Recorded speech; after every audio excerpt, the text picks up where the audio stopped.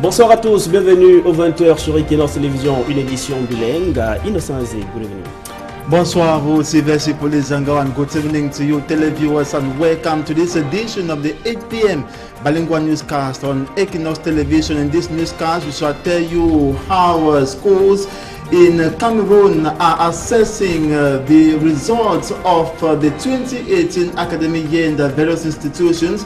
But it is still uncertain if classes will resume next academic year in the northwest region hit by the Anglophone crisis. We shall equally be telling you in this newscast how a coffin fell off a bus that was transporting the corpse to Bamenda northwest region. The accident happened along the Douala-Kongsamba highway, and equally in sports, as Nigeria will be taking on Croatia today. Le dernier voyage d'un cadavre perturbé sur la route Douala-Kongsamba, la scène s'est produite ce matin au lieu d'Iloé dans le département du Mungo. Le car transportant la dépouille entre en collision avec un autre véhicule. Dans le bilan, en plus du cercueil qui a été sérieusement endommagé, l'on déplore de nombreux blessés graves. Et puis Russie 2018, la Coupe du Monde, le troisième pays africain en lice. Ce soir, le Nigeria affronte même en ce moment la Croatie après les défaites respectives de l'Égypte hier et du Maroc.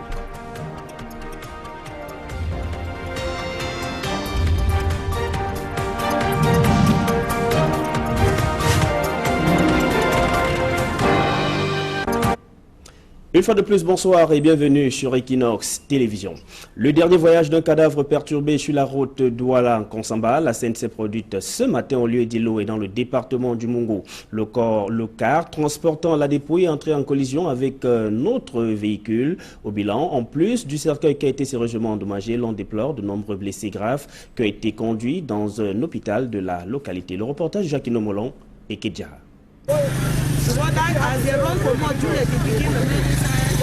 C'est un accident d'un autre type qui s'est produit ce samedi matin dans le Mungo, au lieu d'Iloé. Il est environ minuit quand les habitants de ce petit village sont réveillés par un bruit de forte amplitude en provenance de la route. À peu près 20 minutes comme ça là. Nous on était au lit, on ne dormait pas. On a compris le bruit sur la route. Wow!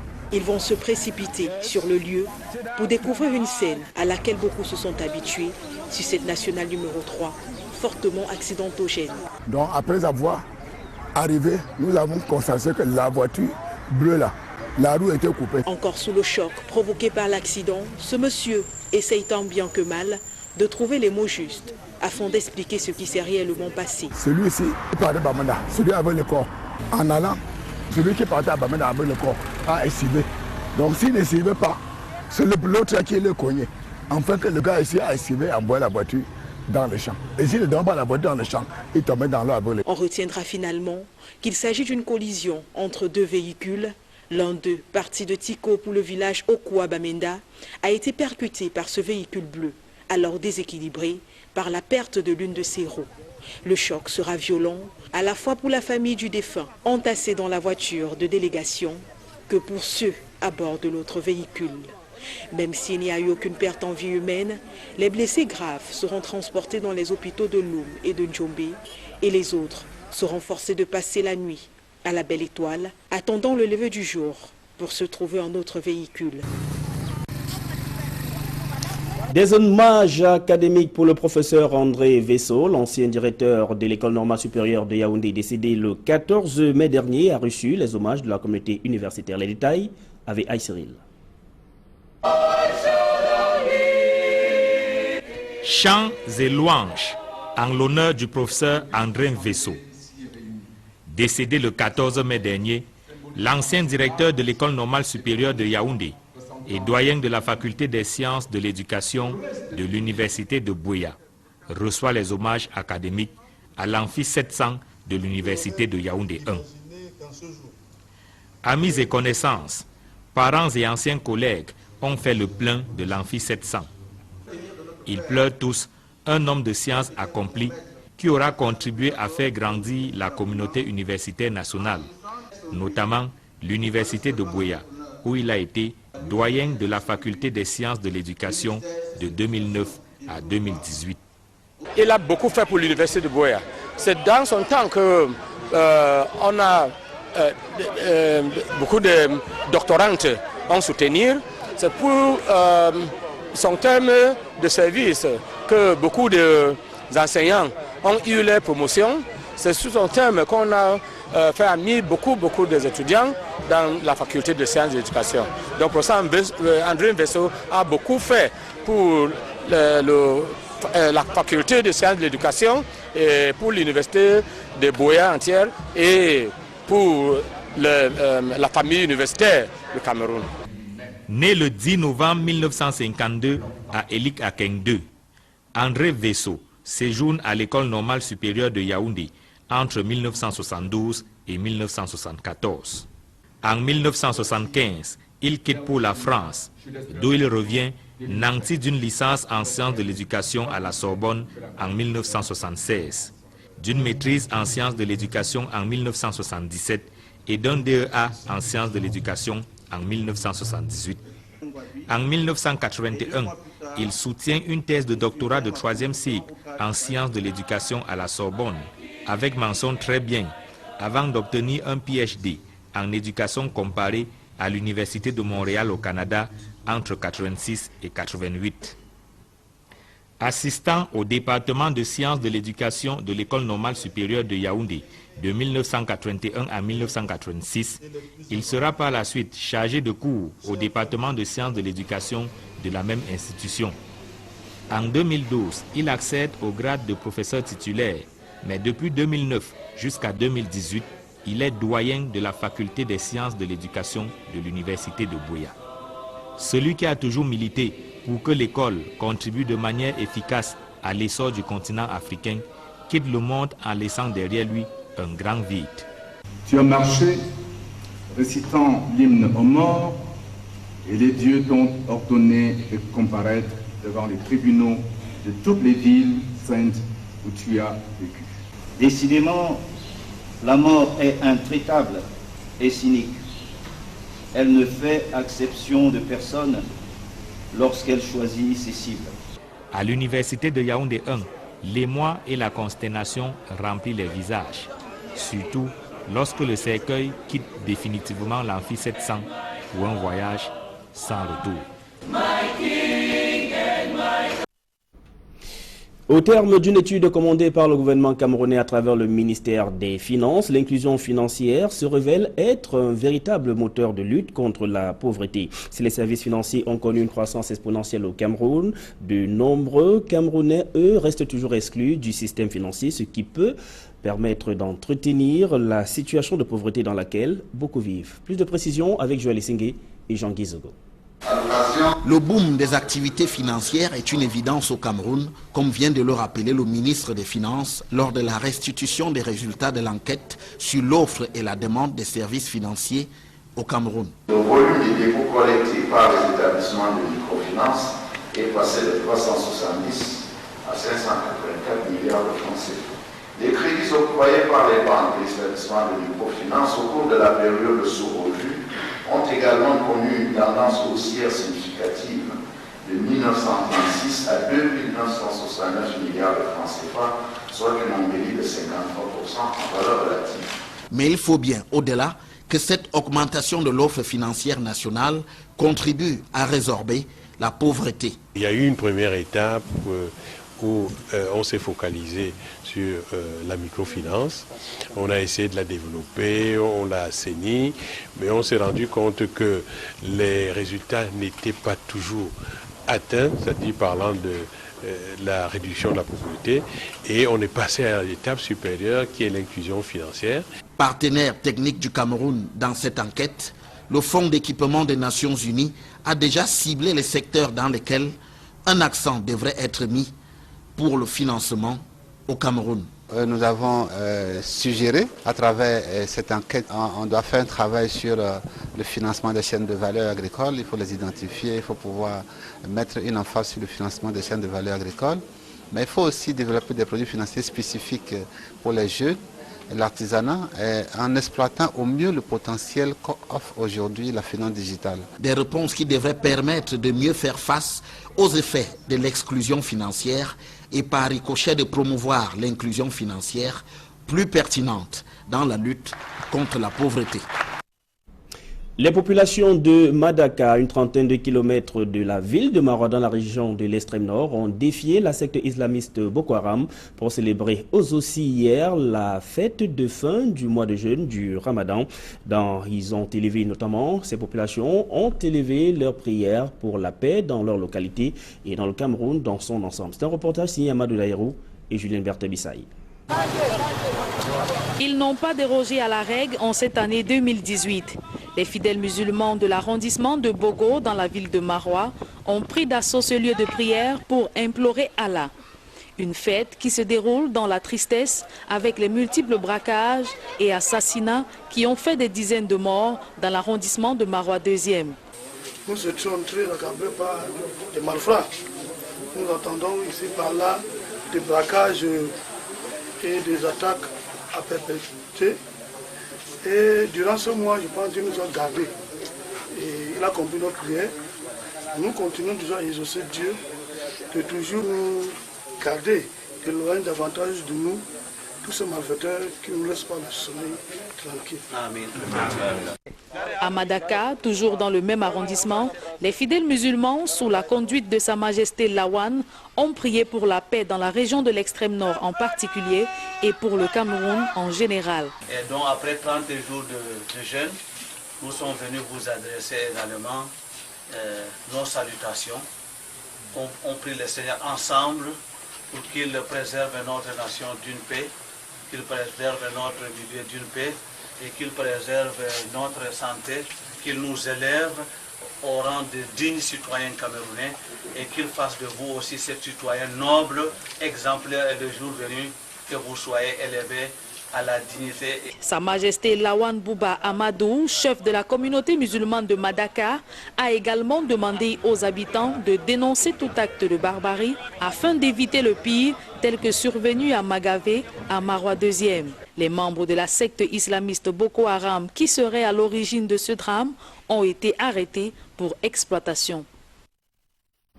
Du sport, avant la deuxième partie de ce journal, 21e édition de la Coupe du Monde, Russie 2018, le Nigeria affronte la Croatie en ce moment même. Les deux équipes sont à égalité, 0 but partout. C'est le 3e pays africain parmi les 5 qui également débute la compétition. Donc après les défaites hier de l'Égypte et du Maroc. Un peu plus tôt en journée, la France s'est imposée 2-1 sur l'Australie. L'Argentine a été tenue en échec 1 but partout par une belle équipe de l'Islande. Le Pérou a été battu 0 but contre 1 par le Danemark.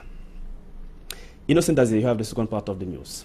Merci, Sylvester Polizango, and once again to our televiewers, good evening to you and welcome to the second segment of this newscast. We begin right away to the story in the Northwest region where we say why classes or some schools are evaluating the just ended 2017 academic year in the Northwest region. Classes are yet to resume.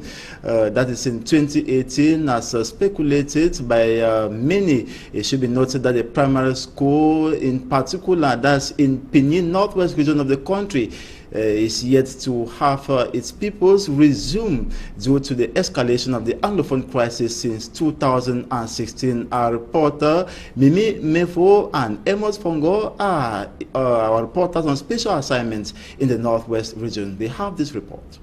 In this classroom for this institution, it is the government primary school in Kongfun, Pinyin Santa subdivision of Nezang in the northwest region of Cameroon. It was on the 9th of November 2016 that the last lesson held in this institution. It is as a result of the current socio-political crisis in the two Anglophone regions of Cameroon. The classrooms, the structures are appealing, the benches are new, but it is practically empty.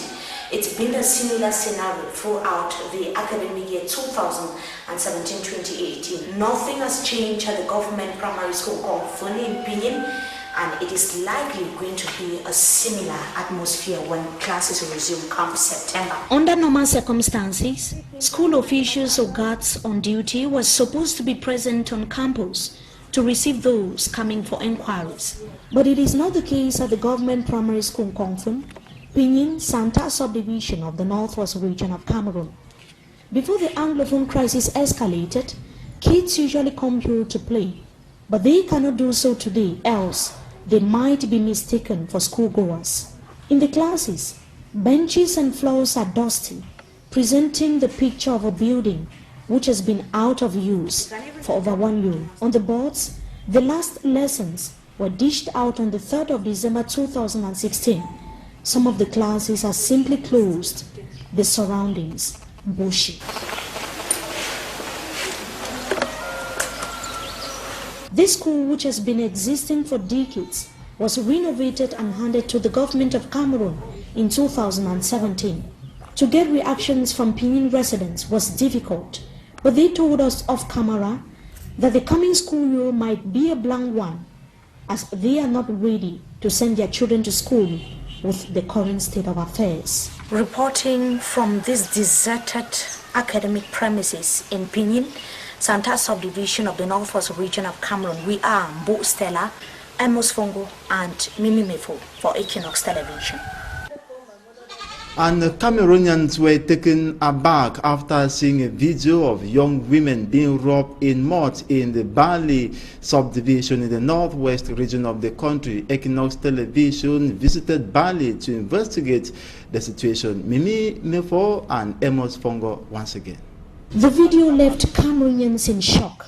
It was captured in Basin, CPC Bali, Mezam division of the Northwest region, showing gendarme officers with AK-47 forcing 2 young girls and a boy to crawl in mud.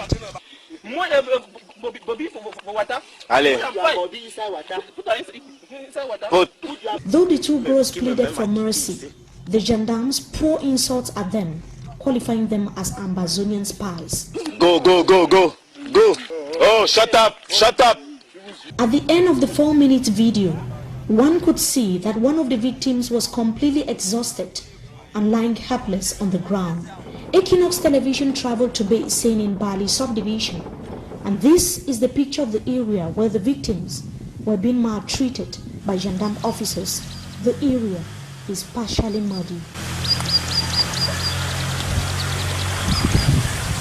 We approached the gate of CPC Bali and were told by the guard on duty that the incident is not recent. A school official who refused to be named gave a similar testimony, but said that it occurred between September and October 2017, and that several other young boys passing by were subjected to similar agony. We investigated further from nearby residents who told us that they have no clue as to when the incident occurred. The Balignongas Palace could not react on the matter, as the firm is taking care of senatorial duties in Yaoundé. The mayor of the Bali Council was not on seat. We contacted him on phone, and in his brief reaction, he criticized the incident with strong terms and said that such treatments meted on Anglophone Cameroonians only go a long way to radicalize the youths and aggravate the situation. The Social Democratic Front presidential candidate, Honorable Joshua Ossi, described the act as barbaric and gross violation of the rights of women and Cameroonians. The first vice president of the party called for an immediate ceasefire and dialogue. The communication minister in Cameroon, Issa Shiroma Bakari, told an international media that soldiers who fail to respect the law in force are apprehended and brought to book. But he failed to say with precision whether the government of Cameroon is going to be investigating this particular incident. The worry of human rights defenders is whether the civilians who suffer the abuse are alive and safe. For if such an incident could go unnoticed, then several cases of human rights abuses in Anglophone Cameroon are still undocumented. Cameroon has joined other nations to celebrate the Day of the African Child. Meantime, in the northwest region of the country hit by the Anglophone crisis, nursing mothers have a big challenge to face in order to cater for their children. Bo Stella, in the upcoming reports, paints a picture of the suffering that these nursing mothers are passing through. A 28-year-old mother of 3 has been in this compound, host to some displaced persons from some conflict-hit areas of the northwest region for 4 months now. As she explains, her baby, who is 2 months old now, was born under difficult conditions. So we were there, we were living us very well, going to the farm, doing our things very well. But the day that the people came into our own village. Gunshots every night, gunshot every night. When the people came, as they're shooting guns, make us not to sleep in the house. We run to the bush with the children. I was pregnant until 7 months, going to 8 months, no antenatal because of those people. So in the afternoon like this, you will not see us in the house. Sleeping in the village, sometimes you see as ants are biting children. In fact, rats more are passing, snakes are passing. So we have to find ourselves running, coming back, coming to town. Another preoccupying story is that of this mother to a set of twins. She had been battling with the sound of gunshots that had set her running to and from the bushes shortly after she put to bed. So that Monday that I gave birth, Monday 10 o'clock in the morning, then in the evening we slept well, breaking the next morning. Then places started, those people, those gendarmes, they came in and be disturbing. They said that we should run from there. We started running, me and my landlady, she was the one that helped me. After they said that we should go back to the bush again, we started again running. I had no energy again because the day I gave birth, I bleed a lot. So we started running, I had no energy. They were carrying me, get up the next breaking morning. It was the worst day. These two are among the many who are hosted by Mama Mata Tendo. This woman, who has been described by the women and children as a good Samaritan, is visually impaired. She has been in this condition for 1 year now. Despite the help she has been rendering so far, this internally displaced person still face a number of challenges. It is not easy to live from your own home and come and stay in another person's place. It is not easy, but I'm just managing, yeah, because it's not easy. Because I was running, there was no way for me to carry the children. If not of my landlady, my mother, and then I don't even know how to cope. Because energy, I don't even have energy again. As the crisis draws on in the two English-speaking regions of Cameroon, their expectations are high. We are pleading the government, that the government should see into the issue and settle the problem, because we cannot continue living like this. If the crisis can stop, then in fact, me, I'll be happy. And everybody also will be happy, because it's too much. Living away from family is difficult for these young women, whose only desire is for the government to demilitarize the Anglophone regions and provide solutions for the crisis so they can return and resume their normal activities. And of course, yesterday, the Feast of Ramadan was celebrated in Cameroon. We take you to Marwa, far north region of the country, where Muslim faithful prayed against the atrocities of the Boko Haram barbaric sect. They equally prayed for God or Allah sparing their lives. Details for me, Armstrong Sander. Like their brothers and sisters in Islam across the entire world, the significance of the Feast of Ramadan is one. The security context of the far north region of Cameroon had an impact on Ramadan prayers in the region. In Madaka, Bogo subdivision, faithfuls prayed in a sad mood because of the Boko Haram atrocities in their locality. Boko Haram suicide bombers and other forms of attacks have cost scores of lives in this region. Muslims as well as non-Muslims have been victims of these multiple attacks from Boko Haram. As one man in Allah, the loss of dear ones preoccupied their spiritual communication to Allah. They prayed for peace in Bogo subdivision, the far north region and Cameroon at large. The divisional officer for Bogo subdivision thanked Allah for keeping them alive despite multiple challenges.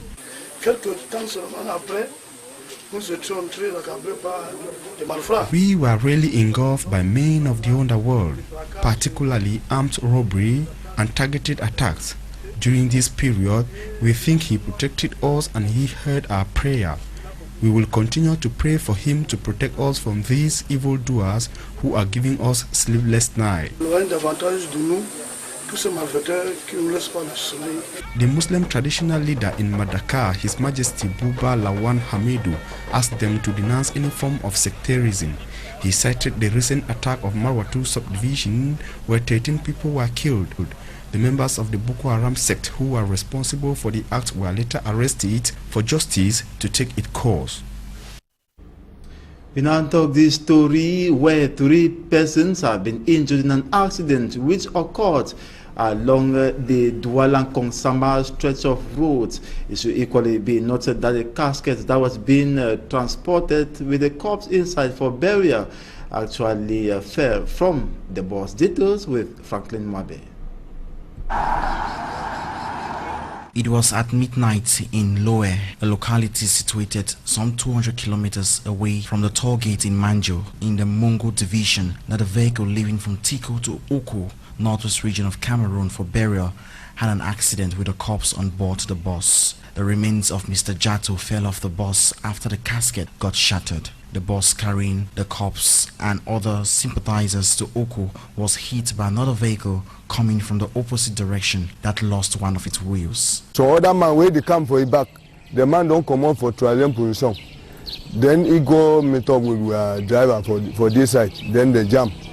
3 persons were severely injured and were transported to hospitals in Lum and Jombe, where they are currently receiving treatment.